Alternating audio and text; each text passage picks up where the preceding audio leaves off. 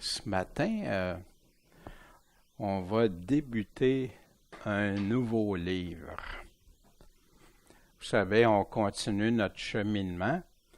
Là, on a fait les lettres de Jean. Il nous reste Jacques.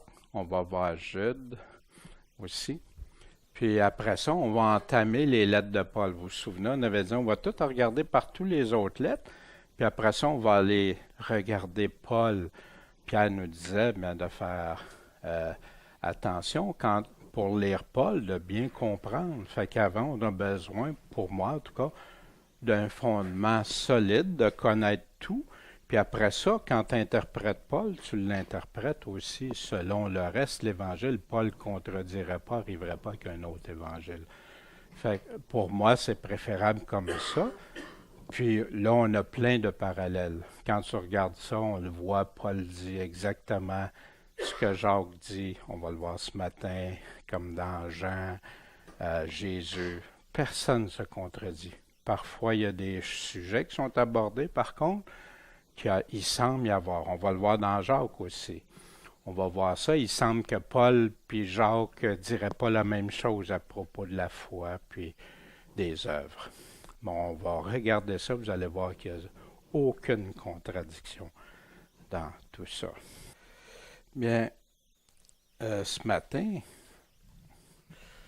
avant d'aller plus loin, on va vous donner une brève introduction, vu que c'est un nouveau livre. C'est une lettre qui aurait été écrite par Jacques à des chrétiens pour leur faire connaître les devoirs du disciple de Jésus-Christ. Puis, on nous donne, ça c'est tiré d'un commentaire biblique. À son époque, un certain nombre d'entre eux avaient cessé de pratiquer de bonnes œuvres, sous prétexte qu'ils étaient sauvés par la foi et non par les œuvres. Celles-ci étaient donc inutiles, les œuvres. Si la première partie de leur raisonnement était juste, qu'on est sauvé par la foi, la deuxième, en revanche, ne l'était pas.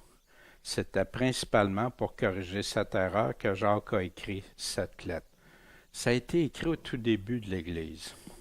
Et plusieurs partaient, parce qu'on est sous la grâce, avaient une libéralité, se sentaient comme on est sous la liberté, fait qu'on peut faire à peu près ce qui nous semble bon. Jacques va amener à corriger des choses. Mais cette lettre-là, pourquoi qu'il y a eu beaucoup de réticence par rapport à cette lettre-là? Il n'y a pas juste Luther, mais pour Martin Luther, l'épître de Jacques, il la qualifie d'un épître de paille, parce qu'elle n'a pas un caractère évangélique.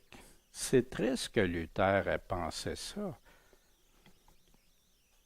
Dans l'âpre bataille qui opposait les réformateurs à ceux qui prêchaient le salut par la foi et les œuvres, Luther a mal interprété l'enseignement de Jacques à propos des bonnes œuvres. Il n'est pas le seul à s'être fourvoyé au sujet de cette épître, la plus ancienne des lettres chrétiennes.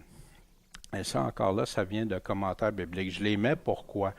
Pour montrer qu'on n'est pas seul à penser que l'épître de Jacques, c'est vrai, c'est solide, mais ça l'a influencé aussi à partir d'Augustin, à Luther et tout ça. Puis malheureusement, ça l'a fait des choses.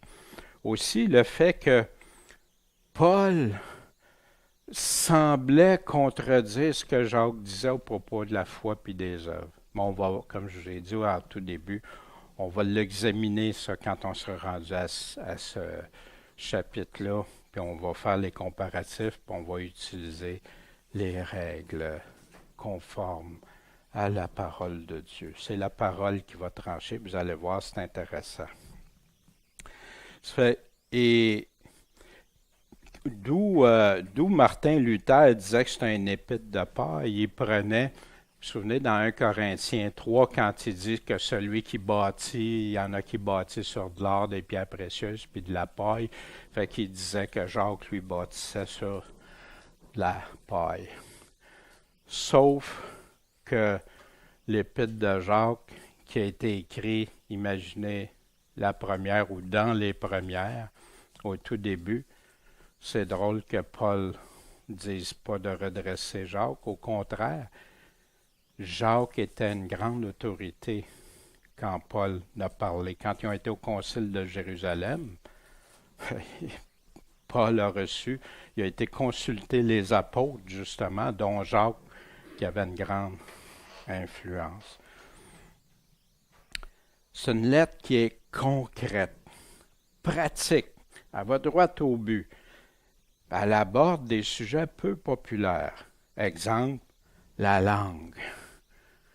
Il se laisse influencer par des riches ou des hauts placés. Imaginez, puis il parle à des personnes dispersées. Il a fallu qu'ils s'enfuient, puis qu'ils arrivent peut-être avec plus rien. Puis là, il y a des personnes importantes qui rentrent dans l'assemblée, riches, tu sais, puis ils ne méprisent pas les riches, mais ils les ramènent à ça. Faites attention, puis ils les mettent en garde. Puis, quelque chose de très important, la vraie foi versus la foi imaginaire. Jacques aborde ça, comme Jean l'a fait dans ses lettres. La vraie foi. Puis c'est principalement dirigé, cette lettre-là, contre des erreurs. Les péchés, puis les devoirs, puis tout ça dès le début de l'Église, dans les premières lettres que l'Église, pour rassembler les gens à bien bâtir, à bien cheminer ensemble et tout ça.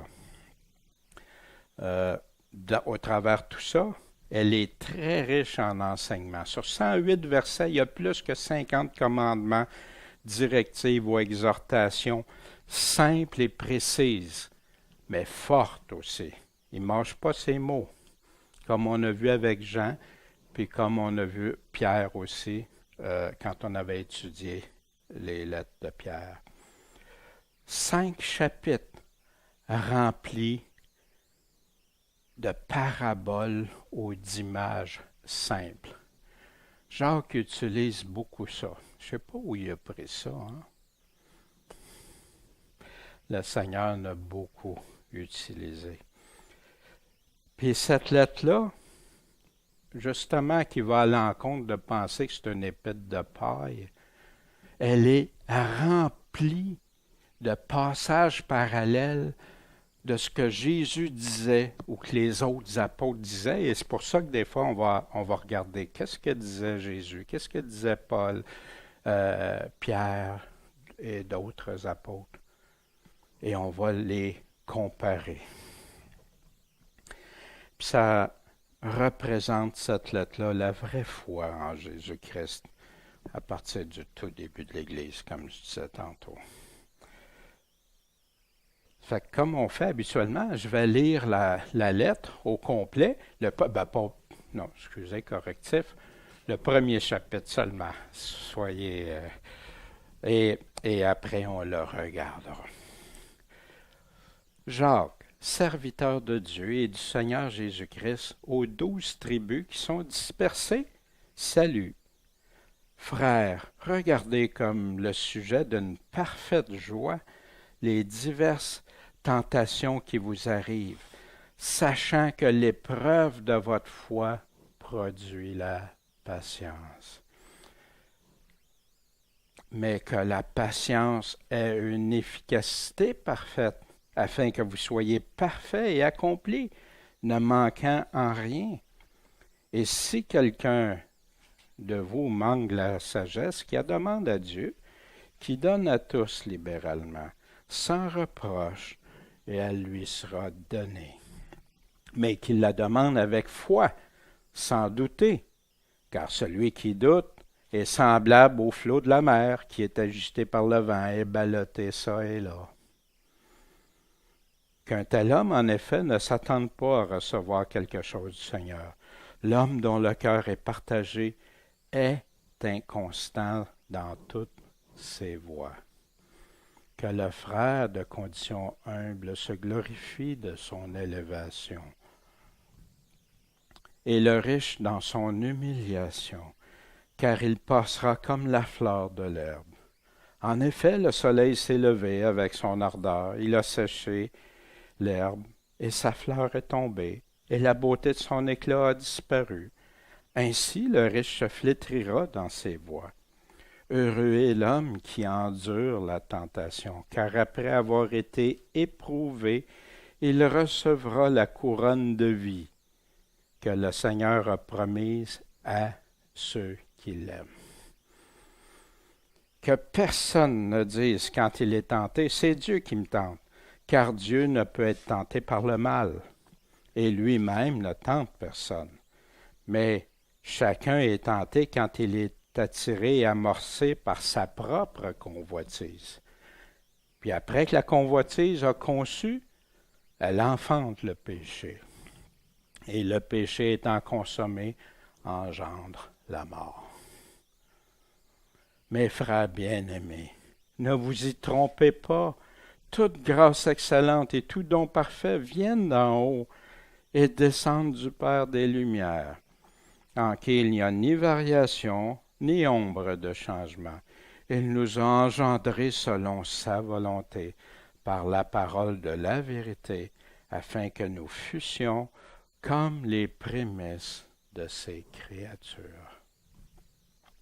Ainsi, mes frères bien-aimés, que tout homme soit prompt à écouter, lent à parler, lent à se mettre en colère, car la colère de l'homme n'accomplit pas la justice de Dieu. C'est pourquoi, vous dépouillant de toute souillure et des excès de la malice, recevez avec douceur la parole qui est plantée en vous et qui peut sauver vos âmes. Mettez en pratique la parole, ne vous bornez pas à l'écouter en vous trompant vous-même par de faux raisonnements. Car si quelqu'un écoute la parole et ne la met pas en pratique, il est semblable à un homme qui regarde dans un miroir son visage naturel et qui, dès qu'il s'est regardé, s'en va, puis oublie aussitôt comment il était. Mais celui qui aura plongé ses regards dans la loi parfaite, celle de la liberté, et qui aura persévéré, n'étant pas un auditeur oublieux, mais pratiquant les œuvres, celui-là sera heureux dans ce qu'il aura fait.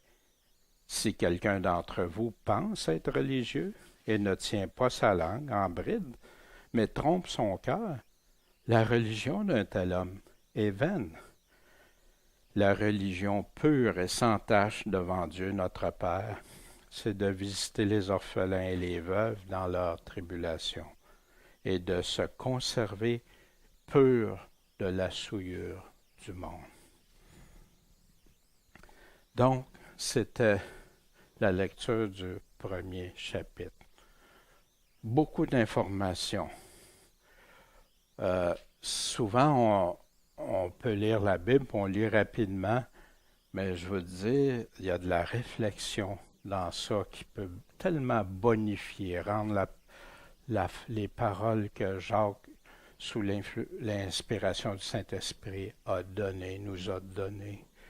Vous allez voir, c'est enrichissant. Et on ne peut pas aller tout en profondeur, mais les places où on peut, avec le temps qu'on a, on va le faire. Mais je vous encourage toujours à aller la réétudier pendant la semaine. Jacques, serviteur de Dieu et du Seigneur Jésus-Christ, aux 12 tribus qui sont dispersées, salut. Ici, Jacques donne ses salutations. Mais quel Jacques? Vous savez qu'il y a 3 Jacques qu'on parle dans les Écritures. Jacques, en passant, c'est un dérivé du mot Jacob et qui donne une certaine indication. Joseph Flavius, l'historien juif, disait que c'était le frère de Jésus. Paul l'aurait décrit comme étant le frère du Seigneur dans Galates 1, 19. On parle de Jacques, un autre Jacques, le frère de Jean, fils de Zébédée. C'est un des 12 apôtres qui a été tué par Hérode dans Acte 12, 2.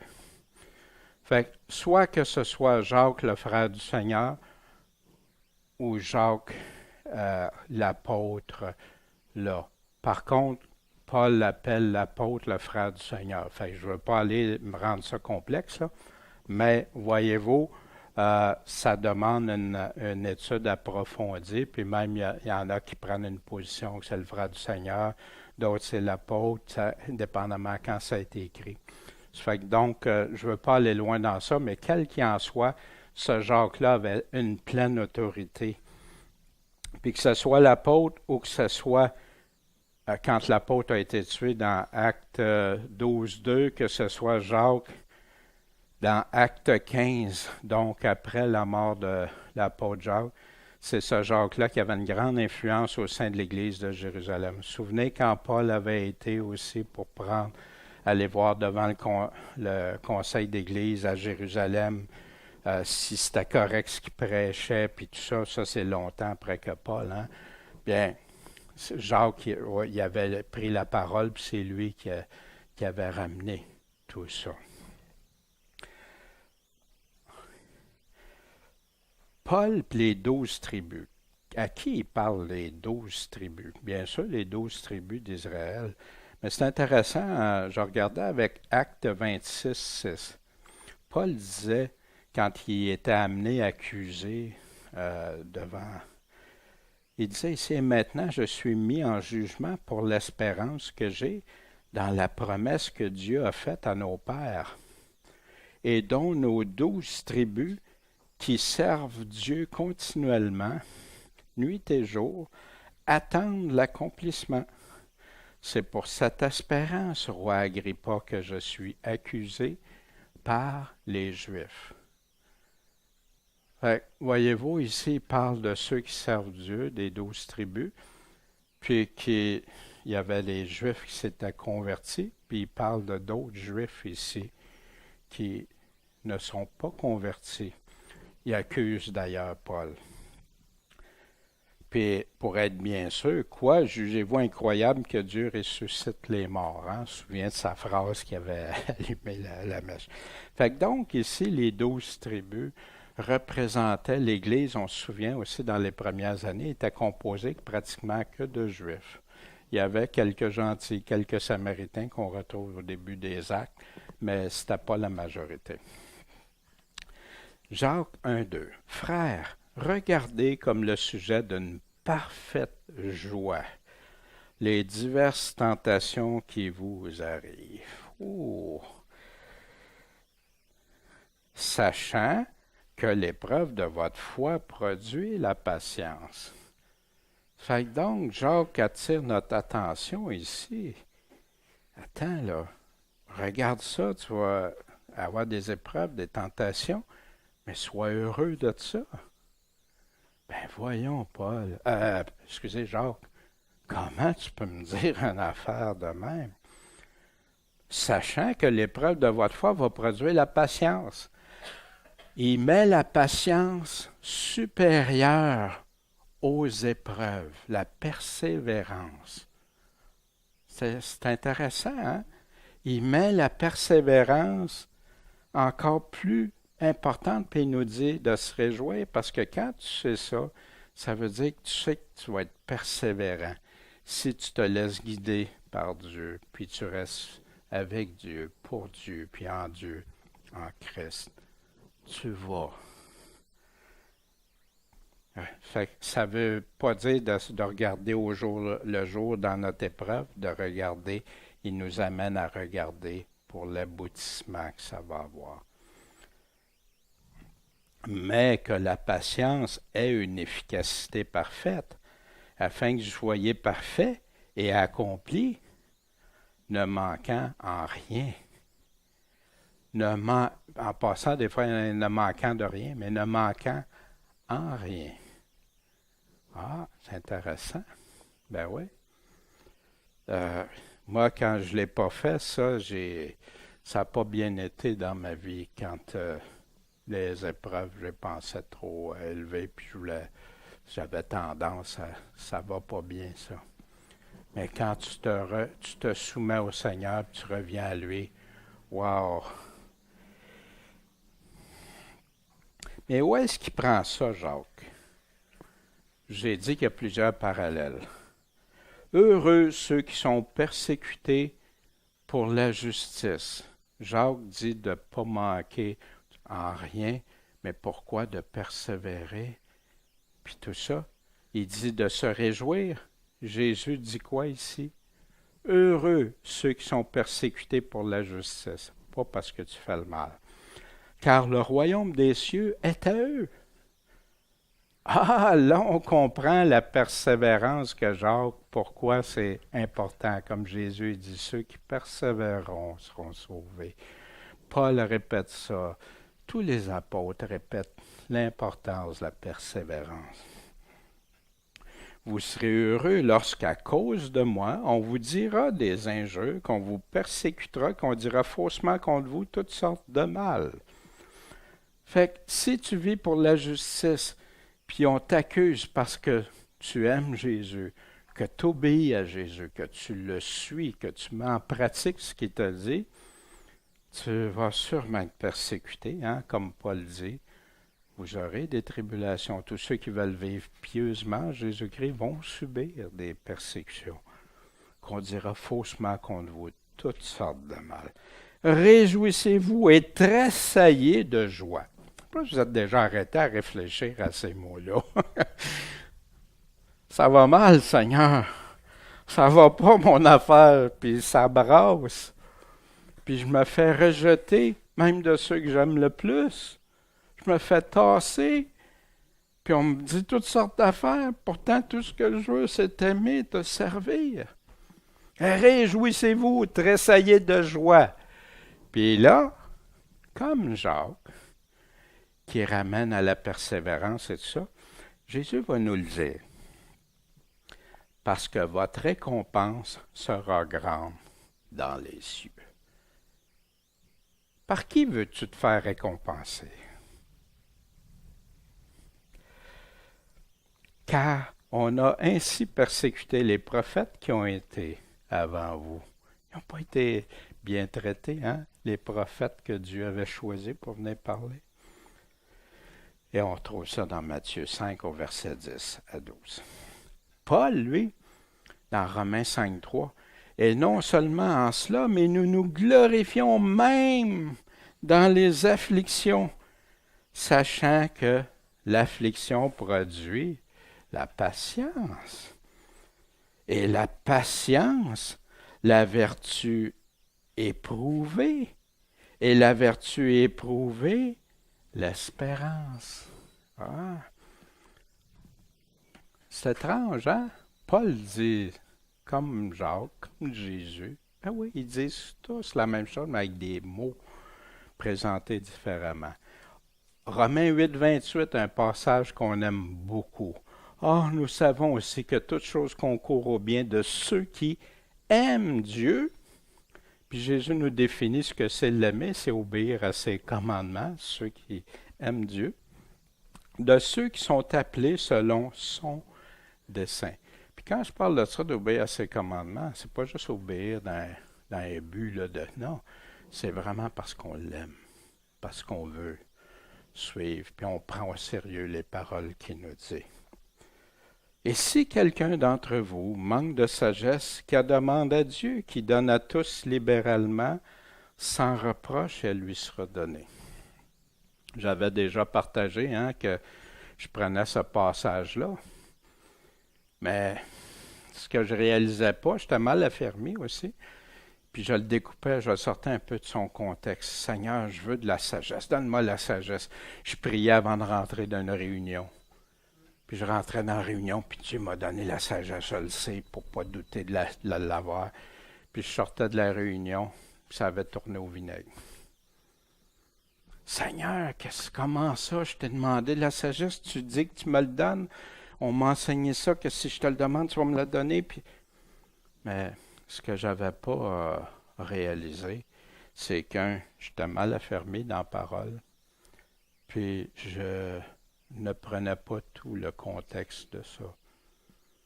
Puis aussi, le Seigneur a répondu à ma prière parce qu'il me l'a montré avec le temps comment acquérir sa sagesse. Puis c'est pas parce que ça va mal selon l'homme que ça va mal selon Dieu aussi. Mais qu'il demande avec foi, sans douter, parce que celui qui doute est semblable au flot de la mer qui est agité par le vent et ballotté ça et là. Ça, c'est un verset qui me parlait bien fort parce que j'étais tellement mal affermi, puis j'écoutais un, puis l'autre, puis tout ça, puis c'était pas la parole. Je connaissais pas assez la parole, mais j'avais pleine confiance en Dieu.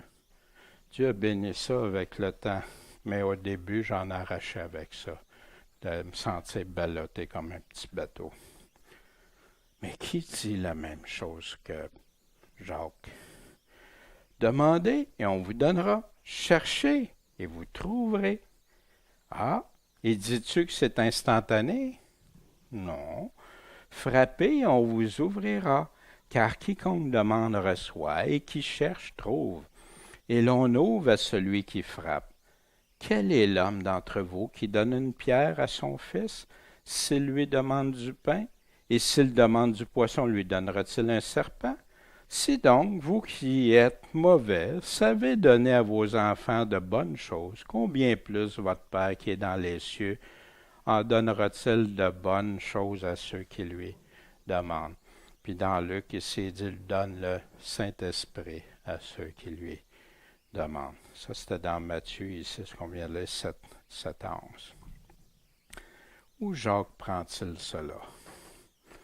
Car je vous dis en vérité que quiconque dira à cette montagne, ôte-toi de là et jette-toi dans la mer, et qui ne doutera pas dans son cœur, mais qui croira ce qu'il dit, arrivera. Ce qu'il dit lui sera accordé. C'est pourquoi je vous dis, tout ce que vous demandez en priant, croyez que vous le recevrez, puis cela vous sera accordé. Mais, quand vous vous présenterez pour faire votre prière, si vous avez quelque chose contre quelqu'un, pardonnez-lui, afin que votre Père qui est dans les cieux vous pardonne aussi vos offenses. Il nous met en garde. Ailleurs, il nous dit qu'il faut que ce soit quelque chose selon la volonté de Dieu, puis que celui qui commet l'iniquité, Dieu ne répond pas aux prières, et etc. Fait que Jacques, où est-ce que Jacques dit de demander avec foi, sans douter, puis tout ça? Encore des paroles de Jésus, enseignées par Jésus. Ça, c'était Matthieu 11, 23, 25. Mais de quelle sagesse? Marc, excusez. J'ai dit Matthieu, c'est Marc 11. Marc 11, versets 23, 25. Ouais. Ici, quelle sagesse? Jacques nous parle un peu plus loin, puis ça, on va voir que Jacques reprend des thèmes. Il fait aussi, Paul fait ça, hein, il reprend des thèmes, des fois quelques chapitres plus loin. Quant à la sagesse d'en haut, elle est d'abord pure, paisible, modérée, traitable, pleine de miséricorde et de bons fruits, impartial, sans exception, de prendre des partis pris ou tout ça, et sans dissimulation ou hypocrisie. Fait que quand je veux savoir si j'ai reçu la sagesse de Dieu, c'est important de vérifier ça. Puis quand on va être rendu plus loin dans le chapitre 3, on va regarder la sagesse opposée, la sagesse diabolique que Jacques nous parle. Là, ici, ce matin, on parle juste en la bonne sagesse, mais quand on sera rendu là, on regardera ça ensemble. Qu'un tel homme, en effet, ne s'attende pas à recevoir quelque chose du Seigneur. Jacques, il est pratico-pratique, là. Il veut pas qu'on manque le bateau, hein? Il veut pas que notre petit bateau soit emmené à droite, à gauche. Il veut qu'on soit affermi avec la sagesse de Dieu, qui va nous la donner, Dieu. Dieu demande ça pour ses enfants. Parfois, tu entends, je sais pas, je comprends pas, j'ai telle affaire. Oui, c'est vrai, mais demande à Dieu, il va te la donner si tu lui demandes. mais avec confiance qu'il va répondre. Puis ça ne veut pas dire que dans ton temps à toi, que tu vas l'avoir tout de suite, instantané. C'est avec le temps, puis dans son temps. Puis là, quand il te la donne après, wow! Ah, merci Seigneur. Puis as-tu de quoi te glorifier après, quand il te l'a donné? Non, c'est lui qui te la donne. Ça vient de lui, tout est en lui. Et il continue. L'homme dont le cœur est partagé, il est inconstant dans toutes ses voies. On voit ça aujourd'hui, les compromis.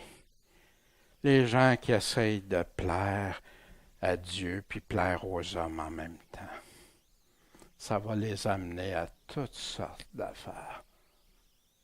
Wow! Essayer de prêcher l'Évangile pour plaire aux hommes, mais en modifiant ce que Dieu dit.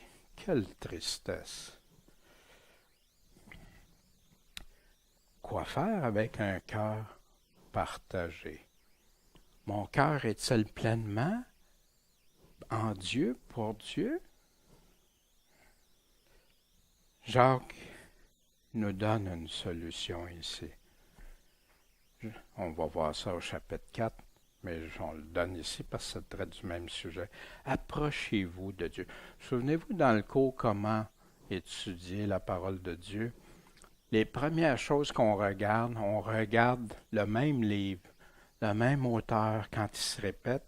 On regarde quand il réutilise les mêmes mots, puis après ça, on va voir dans ses autres livres, s'il a écrit d'autres livres, après ça dans les évangiles, puis partout. Puis là, on fait le tour. Fait qu'ici, c'est pour ça, souvent, je vais vous ramener à Jacques aussi en premier, puis après ça, on va aller voir. C'est sûr que souvent, j'ai eu des choix à faire. Je vais parler de ce que Jésus dit pour montrer clairement aussi que Jacques, il ne dit pas différent de Jésus, là. Il dit exactement comme Jésus. Approchez-vous de Dieu. Puis là, il va s'approcher de vous. Mais y a-t-il une condition? Pécheurs, nettoyez vos mains. Et vous qui avez le cœur partagé, purifiez vos cœurs. Catégorie qui vit dans le péché pareil, nettoie tes mains. Puis là, approche-toi de Dieu, puis il va. Ah, ben, je ne suis pas capable avant. Non. Dieu dit, repentez-vous et convertissez-vous. Mais ce n'est pas l'histoire d'une fois, ça. C'est tout le temps, à chaque fois que Dieu nous montre quelque chose. Nettoyez vos mains. Et vous qui avez le cœur partagé, c'est ça que Jacques parlait, purifiez vos cœurs. Ah, puis comment on peut faire ça? On verra ça quand on va être rendu à ce chapitre 4 là. Mais je pense que vous avez déjà toute la réponse. Mais Matthieu 16, 24. Nul ne peut servir 2 maîtres, un cœur partagé. Car où il haïra l'un, puis il va aimer l'autre, ou il va s'attacher à l'un, il va mépriser l'autre. Vous ne pouvez pas servir Dieu et Mammon, ou Dieu et le monde.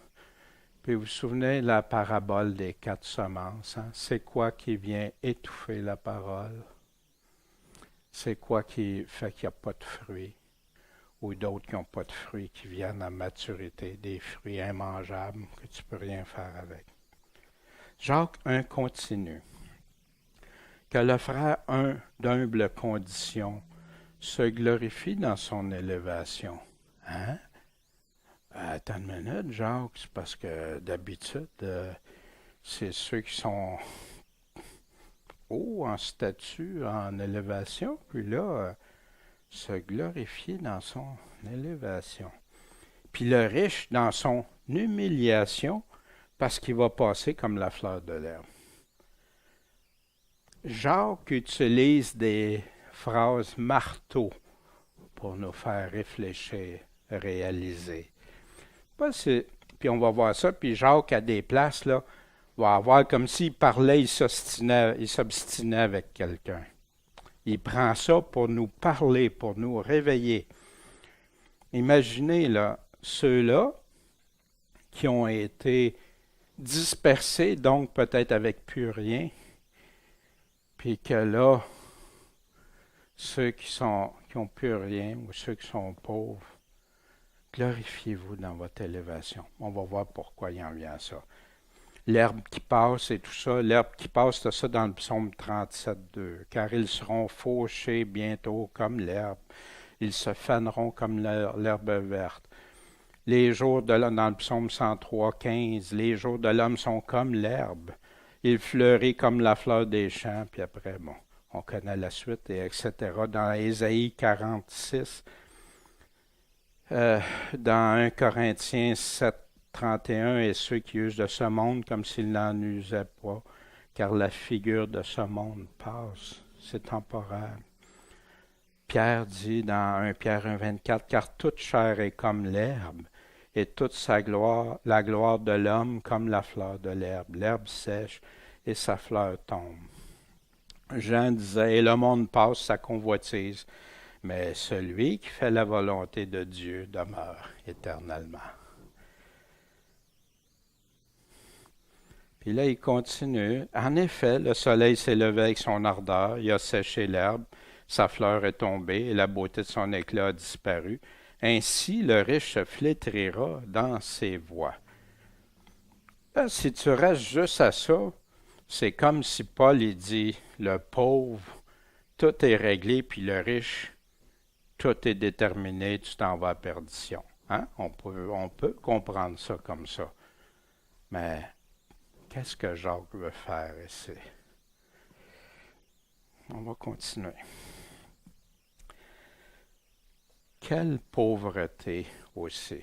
Il y a la pauvreté matérielle, puis Jacques l'aborde dans ça.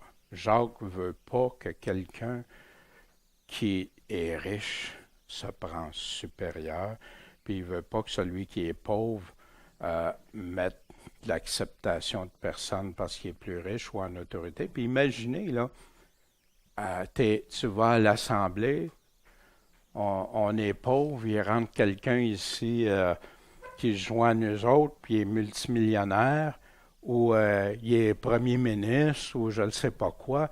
Là, on n'a pas d'emploi, on n'a pas d'argent, puis tout ça. Qu'est-ce que le cœur humain a tendance à faire? Wow! T'sais, on a quelqu'un d'important ou riche, lui, il peut nous aider. Puis là, ben, entre nous autres, on se délaisse pour mettre toute l'attention. Puis toi, puis il va le dire, plus tard, on va voir ça. Toi, va t'asseoir dans le coin, là, puis lui, on va le mettre à une place. Voyez-vous? L'acception de personne, c'est ça que Jacques va nous décrire. On va aller voir un autre style de pauvreté aussi avant de continuer.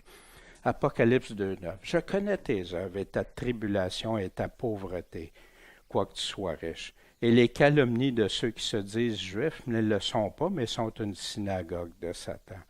Fait que Jésus ici, qu'est-ce qu'il dit? Je connais ta pauvreté, quoique tu sois riche. Tu n'as rien, tu n'as pas de richesse, mais tu es riche parce que tu as tes trésors en haut. Ouais, différent. Puis pour ceux et celles qui se croient riches sans l'être, Jésus aussi a donné dans Apocalypse 3:16 à cette église, ainsi parce que tu es tiède, ni froid ni bouillant, je te vomirai de ma bouche. Pourquoi? Parce que tu dis, je suis riche, je me suis enrichi, j'ai pas besoin de rien. Il parle-tu des biens matériels ou spirituels ici? Il parle spirituellement parce qu'il est en train d'aborder une assemblée, une église. Tu ne connais pas que tu es malheureux, misérable, pauvre, aveugle et nu. Wow! Ça fait quelle pauvreté! Jésus dit dans la parabole des talents, on notera même ce qu'il croit avoir. Beaucoup d'avertissements, les vierges folles, la même chose, plein d'avertissements de Jésus. Mais ici, on parle de pauvreté spirituelle. Mais pour les riches, est-ce que Jacques est en train d'abolir tous les riches? Non. Il est en train de les réveiller. Faites attention à ça. On va aller voir ce que Paul dit. à Timothée. Recommande à qui? Aux riches du présent siècle de ne pas être orgueilleux. Fait qu'il y en a des riches. Savez-vous qu'il y a beaucoup d'évangélisation qui s'est faite parce qu'il y avait des personnes riches qui ont pu payer pour qu'il y ait des Bibles imprimées, qu'il y ait des missionnaires qui parlaient, ils défrayaient tous leurs coûts. Ils ont permis qu'il y ait des endroits qui imprimaient des Bibles pour donner aux gens. Ils ont permis à faire travailler des chrétiens. Plusieurs. Jésus n'a pas dit de condamner tous les riches. Il a dit, par exemple, c'est plus difficile à un riche d'entrer dans le royaume des cieux. Puis il a parlé aux jeunes hommes riches. Pourquoi? Parce que leur richesse devenait leur Dieu, prenait la place de Dieu. Mais si tu as des hommes riches qui vont donner, qui vont mettre l'argent qu'ils ont au service de Dieu, amen. Fait que recommande-leur de ne pas se prendre supérieur. Ils ne sont pas supérieurs d'être orgueilleux parce qu'ils ont de l'argent. De ne pas mettre leur confiance dans l'incertitude des richesses. Il y en a d'un riche, ils tombent facilement dans le piège. Ben, je suis riche. Fait que quand on n'est pas riche, on est-tu plus dépendant de Dieu? On va-tu lui demander plus souvent des choses? C'est-tu lui aussi? Pas de problème, j'ai un gros compte de banque. Fait qu'il arrive quoi que ce soit. Mais dans le Dieu vivant, qui nous donne toutes choses abondamment pour en jouir. Pour en jouir, pour l'avoir. Mais des fois, non, je ne suis pas riche si je me compare à d'autres, je ne suis pas riche du tout. Mais si je me compare à moi-même, je me dis, je partage souvent, moi je ne mérite même pas là, ce que j'ai. Merci mon Dieu, tu me donnes le respect, mais je regarde une place pour m'étendre, un bel environnement. Pour certains, ça ne vaut rien. Pour moi, ça vaut beaucoup. La nourriture, plein de choses. Puis quand je regarde dans d'autres pays, waouh, je suis millionnaire, mais si je me compare à des millionnaires, voyez-vous? Non, contentez-vous de ce que vous avez. Réjouissez-vous. Puis si vous avez des besoins, faites-les connaître à Dieu. Jacques continue. Heureux est l'homme qui endure la tentation. Il revient sur un même sujet. Il me semble qu'il avait tout dit. Mais non. Heureux est l'homme qui endure la tentation. Parce qu'après avoir été éprouvé, pour qu'est-ce qui va arriver? Il va recevoir la couronne de vie, la vie éternelle que le Seigneur a promise à ceux qui l'aiment. Où est-ce qu'il prend ça, Jacques? D'être éprouvé. Et souviens-toi de tout le chemin dans Deutéronome 8.2, par lequel l'Éternel, ton Dieu, t'a fait marcher, disait ça à Israël, pendant ses 40 ans dans le désert avec Moïse. Pourquoi que t'as fait marcher? Afin de t'humilier et de t'éprouver, ton épreuve, ta tentation, pour connaître ce qui était dans ton cœur et savoir si tu garderais ses commandements ou pas. Il y en a beaucoup qui oublient ça, mais Dieu nous éprouve, Dieu regarde. On est-tu des vrais de vrais? C'est pour ça que la persévérance est importante.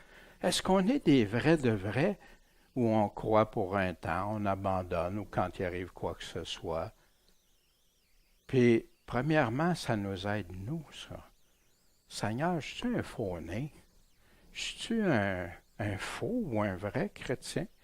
Est-ce que je mets toute ma foi en toi? Puis oui, Dieu permet qu'il y a des choses. Mais pour regarder si tu gardes ses commandements ou pas. Mais ça, c'était l'Ancien Testament. Mais dans le Nouveau, il revient avec les mêmes principes aussi, partout. Et vous avez oublié l'exhortation qui vous a été adressée, Hébreux 12.5. Comme à des fils.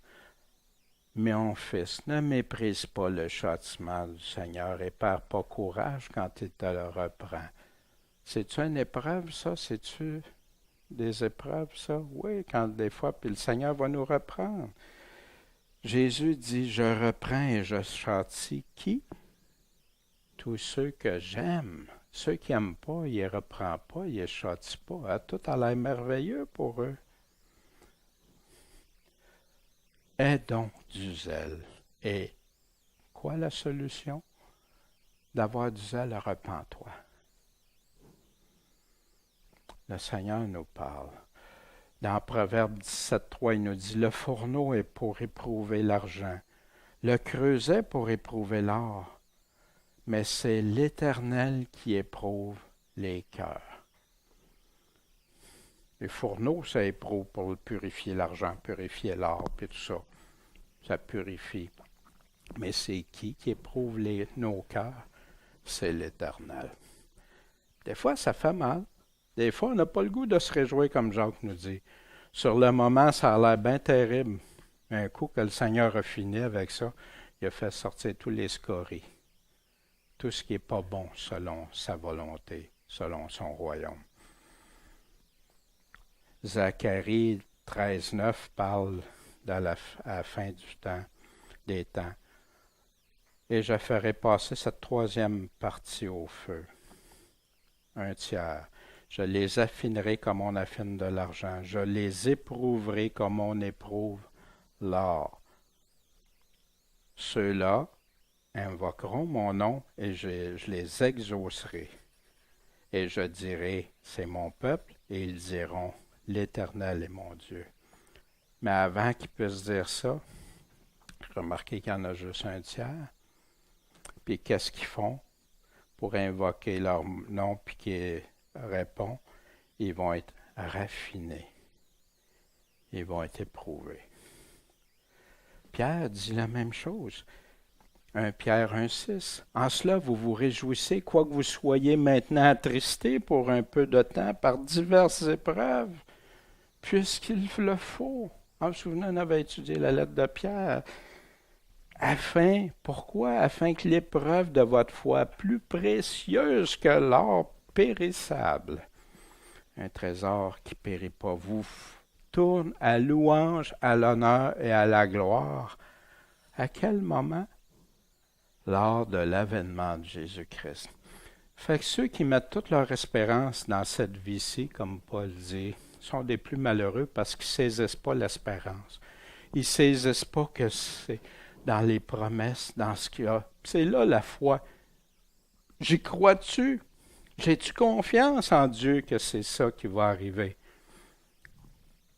Et je vous le dis, quand une personne a la conviction des promesses de Dieu, puis il met sa foi, il va passer au travers bien des épreuves. Il va passer au travers plein de choses que normalement il aurait abandonnées. Mais parce que la foi en Dieu, l'espérance, il va persévérer solidement. Ça ne veut pas dire qu'il ne sera pas découragé, ou qu'elle n'aura pas le goût de laisser. Non. Mais qu'est-ce que cette personne fait? Seigneur, au secours, aide-moi dans ma faiblesse. Dieu ne répond pas à ces prières-là. Puis la sagesse qu'on a besoin, tantôt quand je vous parlais de la sagesse aussi, je ne sais pas si vous avez remarqué, Jacques n'a pas changé tellement de sujet. Hein? Il est resté dans les épreuves, la tentation. On a besoin de sagesse dans ce temps-là. Puis Dieu nous la donne à ceux qui lui demandent, sans douter. 1 Pierre 5,10. Or que le Dieu de toute grâce, qui nous a appelés à sa gloire éternelle en Jésus-Christ, après que vous aurez un peu souffert, tu vois, ouais, mais regarde, moi, ils ont souffert énormément. Mais Pierre, il met ça comme un peu comparé à ce que on va recevoir, vous rendre parfait, ferme, fort et inébranlable. C'est ça que Dieu veut, qu'on devienne solide.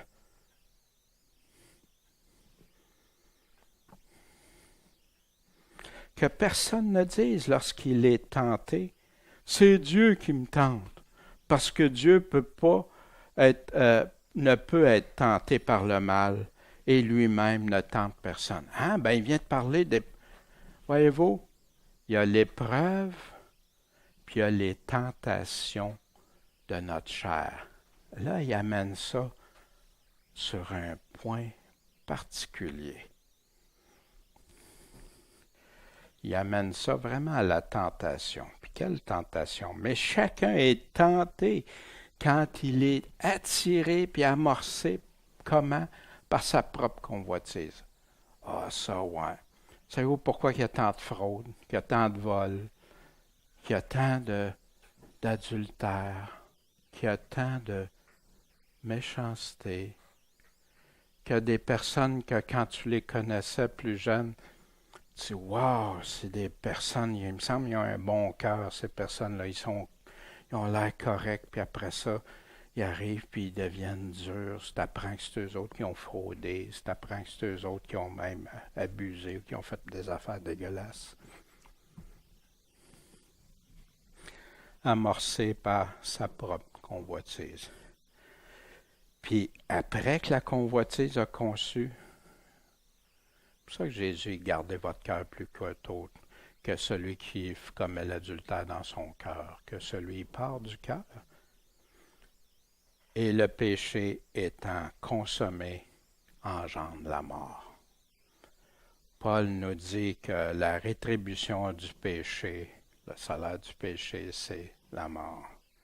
Où est-ce que ça a commencé?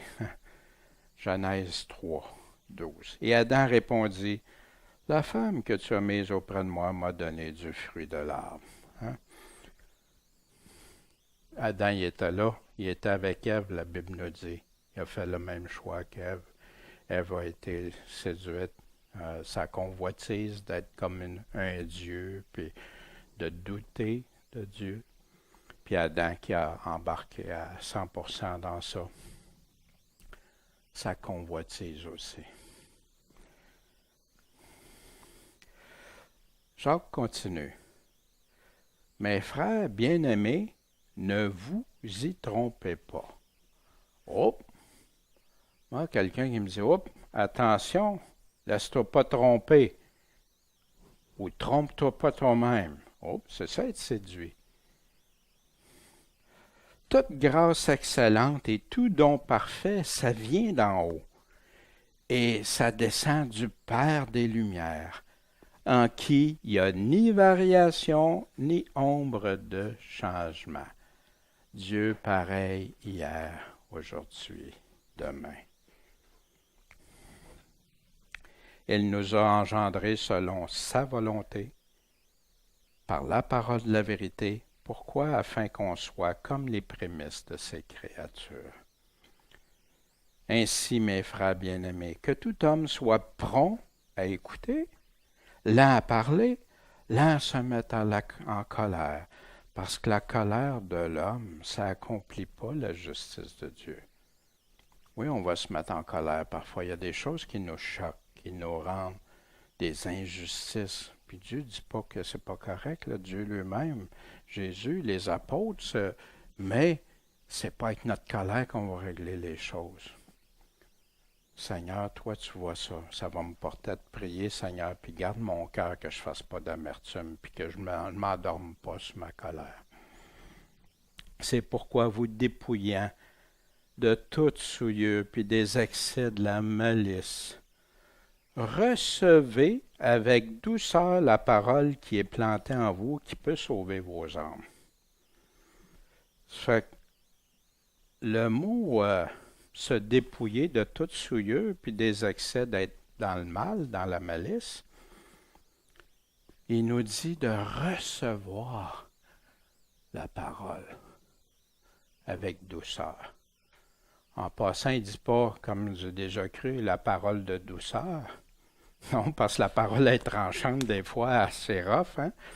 Mais moi, de le recevoir avec douceur, avec bon cœur, un cœur honnête.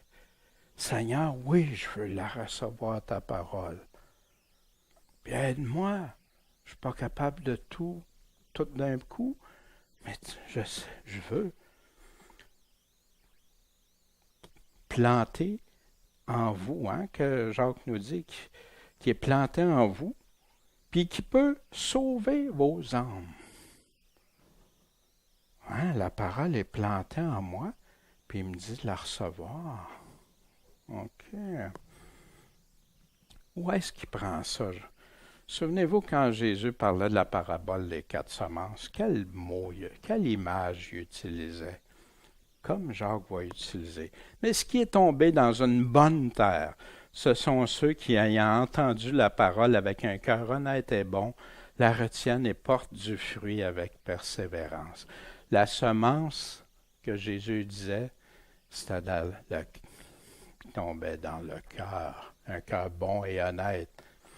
Jacques est en train de parler de la parole, la semence semée en votre cœur. Recevez-les avec douceur, humilité.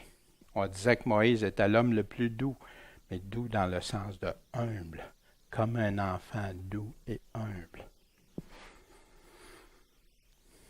Dans Luc 8,15. Jacques nous donne un autre avertissement. Mettez en pratique la parole. Ne vous bornez pas à l'écouter en vous trompant vous-même par de faux raisonnements. Ça veut dire que là, je reçois la parole dans mon cœur. Puis là, si elle ne porte pas de fruits, si je ne la mets pas en pratique, parce que je me séduis moi-même par des faux raisonnements. « Oh non, c'est trop dur. Oh non, ça ne doit pas être ça. Ça se peut pas que ça... » Puis tu ne la mets pas en pratique. « Oui, oui, je connais ma Bible par cœur. Mais qu'est-ce que j'en fais? » Jésus met une grosse emphase.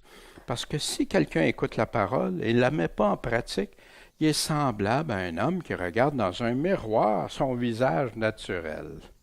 Oh oui. Et qui, dès qu'il s'est regardé, il s'en va, puis oublie que c'est qu'il avait de l'air, comment il était. Où est-ce qu'il prend ça, Jacques? Pourquoi m'appelez-vous Seigneur, Seigneur, tandis que vous ne faites pas ce que je dis? Je vous montrerai à qui ressemble un homme qui vient à moi, qui écoute mes paroles et qui les met en pratique. Il est semblable à un homme qui bâtit une maison et ayant enfoui et creusé profondément, en a posé le fondement sur le roc et l'inondation est venue, le torrent est donné avec violence contre cette maison, mais il n'a pas pu l'ébranler parce qu'elle était fondée sur le roc. Vous vous souvenez de la suite, mais ceux qui ne mettaient pas en pratique, grande a été leur ruine. Jacques est en train de nous parler de la mise en pratique que Jésus parlait.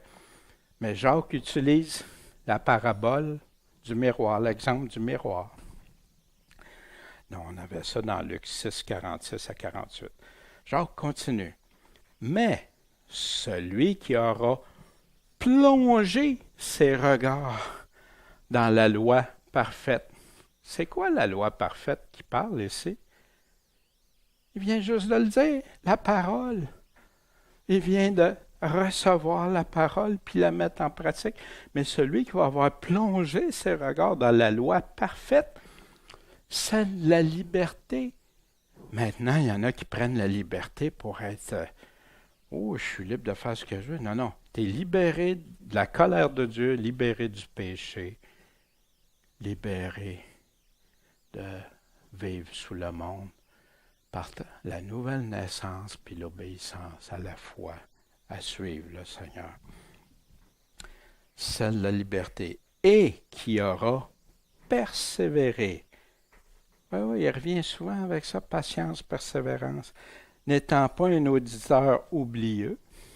C'est pour ça qu'on a souvent besoin de revoir les choses qu'on connaît déjà. Celui-là sera heureux dans ce qu'il fait. Où est-ce qu'il prend ça? Quand Jésus disait, pourquoi m'appelez-vous Seigneur, Seigneur, tandis que vous ne faites pas ce que je vous dis, hein? Vous montrerez à celui, puis etc. Fait que ça revient. Mais ceux qui mettent leur foi en Jésus-Christ sont fondés, vont être heureux. Puis ces commandements ne sont pas pénibles. Ça nous fait du bien. Puis quand c'est difficile, le Seigneur nous donne toujours sa grâce quand on lui demande pour l'accomplir. Paul et Pierre disent ça la même chose au sujet de la liberté. Galates 5.1. Tenez-vous donc ferme dans la liberté. Wow! Dis-moi pas quoi faire, je suis libre. Donc Christ vous a rendu libre.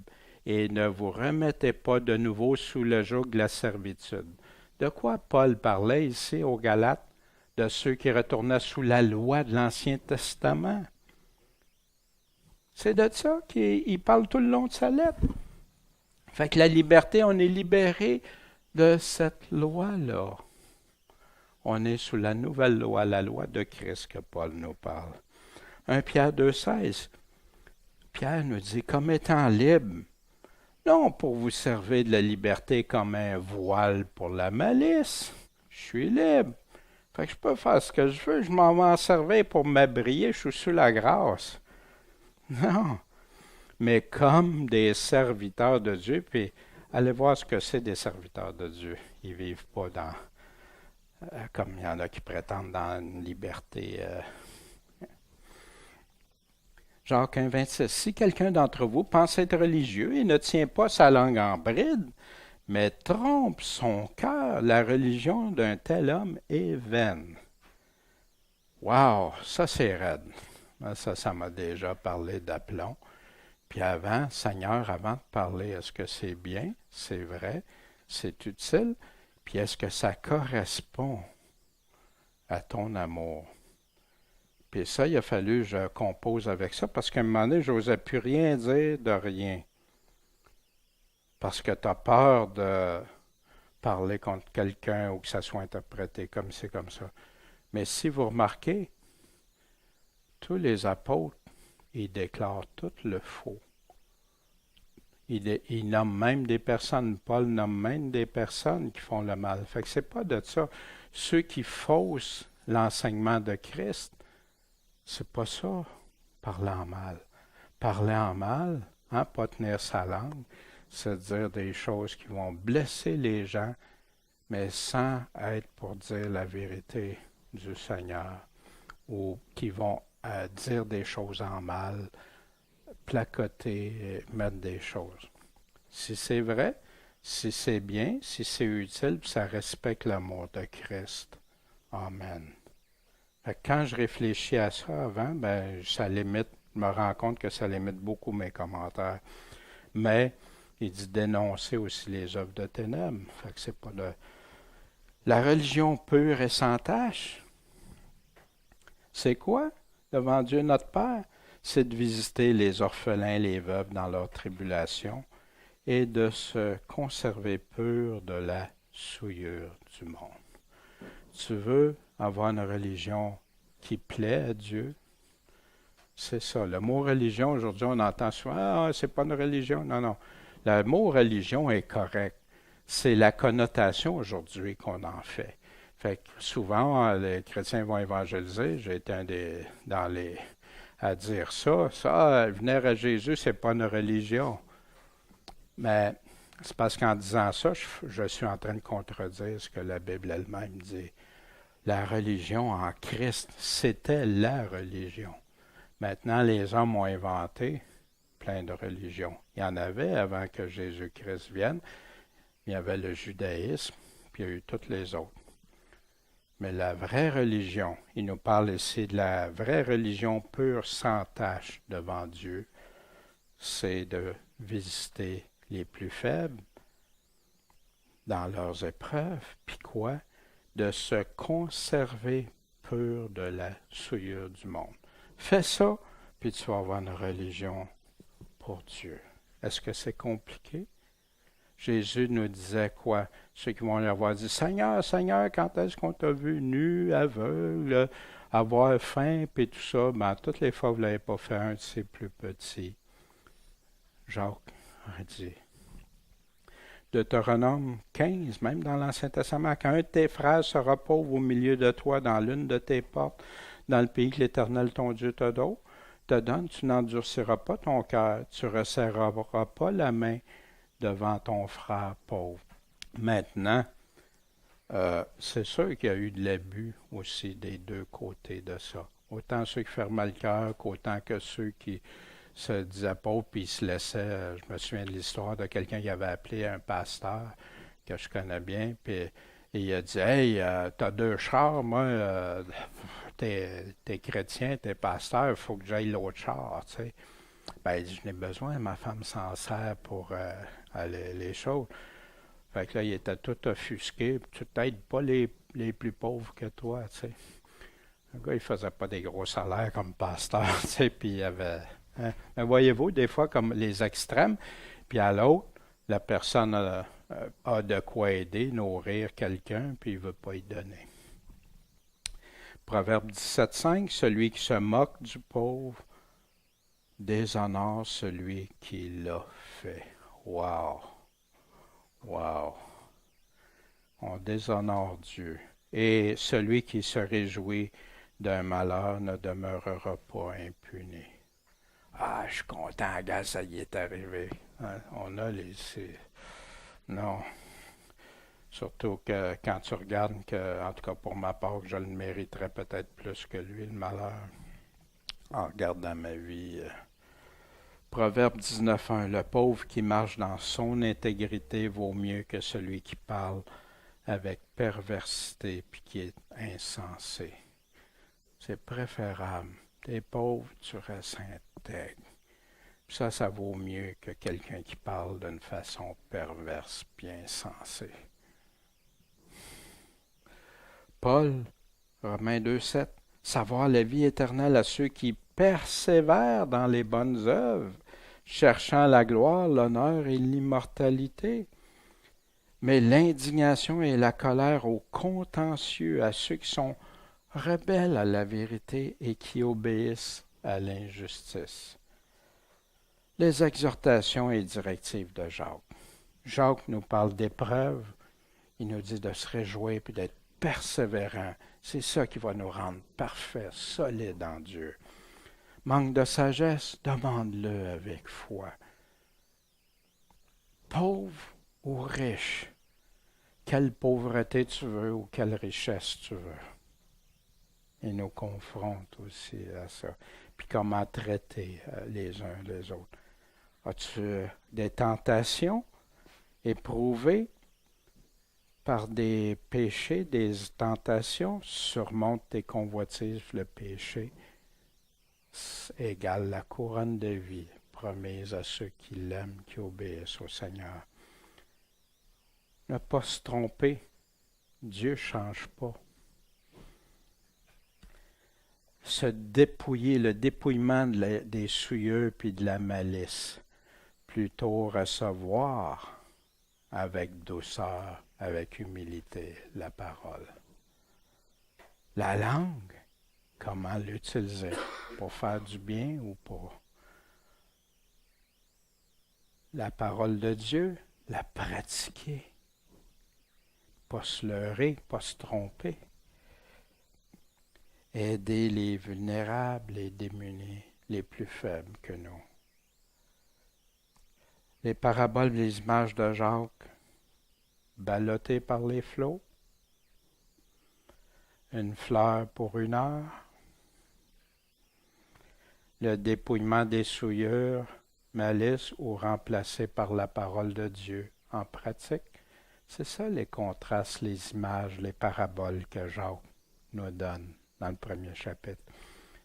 Le miroir, puis la mémoire. Hein? Oui. Hop. Regarde la Bible. Oui, oui. Ah oui, hey, c'est bon, c'est bon. Oh. De quoi ça parlait déjà? La bride débridée, hein? La langue, ce petit feu. Une lumière inchangeable, sans ombre, variable. Lumière, il n'y a pas d'ombre avec Dieu. Ça ne change pas. Jacques confirme l'Évangile tel que donné par Jésus et les autres apôtres. Qu'est-ce qui te parle ce matin? Y a-t-il une place à te parler? Moi, il y en a eu plusieurs en préparant ça. Puis Seigneur, fais que je reçoive ta parole avec douceur, humilité. Puis je priais aussi pour toutes nous autres que le Seigneur nous aide dans tout ça, nous rende forts. Jacques nous amenait un problème, puis il nous amène des solutions. Par ces images claires, droites, précises, qui répètent l'Évangile. Seulement le premier chapitre, là. Vous allez voir, c'est riche, très riche. Ceux qui suivent le cours, comment étudier la Bible, qu'est-ce que Jacques veut nous dire? C'est quoi les mots-clés? C'est quoi les répétitions qu'il utilise? Quoi qu'il dit? Pourquoi il le dit? Comment l'appliquer? Quoi faire avec? Et ce matin, c'est ce que j'avais à vous partager du premier chapitre de Jacques. J'espère que vous avez soif pour le reste de Jacques. Puis cette épître-là qui souvent est méprisée ou pas souvent touchée ou souvent juste des versets découpés parce qu'elle parle fort. Elle parle fort. Mais c'est pour ça qu'on doit avoir le cœur docile, humble, douceur, recevoir la parole. Puis avec ça, on est sûr qu'on bâtit sur du solide, sur du roc.